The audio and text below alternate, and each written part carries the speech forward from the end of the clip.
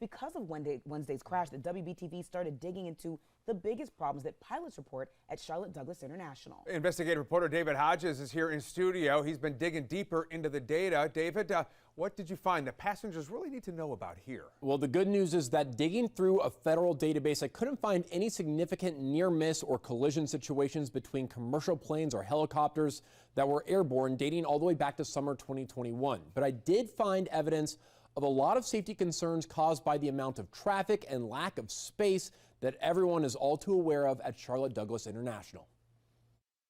Reports filed by pilots to the Aviation Safety Reporting System showed the biggest problems in Charlotte are caused by busy tarmacs and congested takeoffs and landings. Since the summer of 2021, there have been 23 wake turbulence reports. That's where one plane flies into the wake of another plane, causing it to lose control, often going into a steep bank. The reports often suggest there should be more separation between departing and arriving aircraft to fix that problem.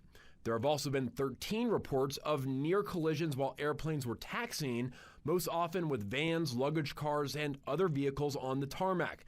It was only this Monday where a Charlotte airport worker died after a crash involving a ramp vehicle. Pilots sometimes describe having to slam on the brakes in order to avoid crashing into other vehicles. A spokesperson for the Charlotte airport sent me the following statement. They said, quote, when an ASRS report is filed, an FAA safety certification inspector works with airport staff to ensure that any reported issues align with FAA standards.